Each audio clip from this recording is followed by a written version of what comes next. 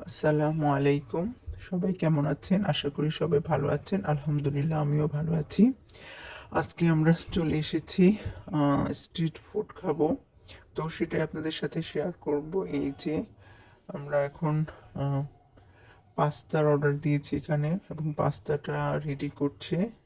সেটা আপনাদের দেখাচ্ছি কিভাবে পাস্তাটা রেডি করছে। এই যে এখানে বিফ পাস্তাটা রেডি হয়ে গেছে। পাস্তাটা খুব মজা ছিল। তারপর আমরা চলে গিয়েছিলাম ফুচকা খেতে। আমরা দই ফুচকা এবং নর্মালি যে ফুচকা হয় সেটাই দুইটাই অর্ডার করেছিলাম। তো আগে দই ফুচকাটা খাবো।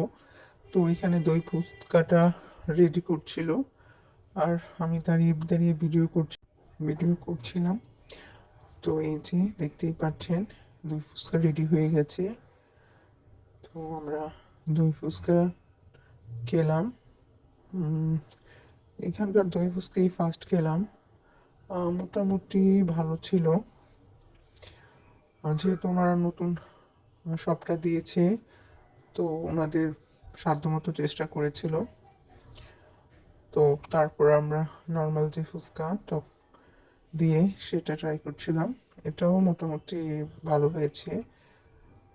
উম, একদম যে বলবো যে খারাপ তা না, আবার অনেক ভালো, যেটা আমরা রেগুলার সবসময় খাই ওইরকম ভালোও ছিল না, তবে মোটামুটি ছিল তাদের। নতুন যেহেতু তারা। তারপরে আমরা এখানে দেখছিলাম যে এখানে কিছু কাবাব ওনারা স্ট্রিট ফুড ছিল, কাবাবও ছিল এখানে। তো ভাবলাম যে তাহলে কাবাবটাও ট্রাই করি। তো যেহেতু এরা সবাই স্টুডেন্ট, তো তাই ওদের কাছ থেকে আমরা ট্রাই করছিলাম, যেহেতু ওরা প্রফেশনাল না, তো ওদের পার্ট টাইম একটা জবের মতো ব্যবসাটা বিজনেসটা করছিল, তো ভালোই ছিল।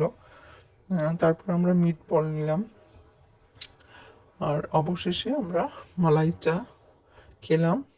মালাই চা, এখানকার মালাই চাটা খুব মজা হয়। তো মালাই চা খেয়ে আমরা চলে আসলাম বাসায়। তো আজকের এই ছোট্ট মিনি ব্লগটা কেমন লেগেছে অবশ্যই জানাবেন। সবাইকে অনেক ধন্যবাদ। আল্লাহ হাফিজ।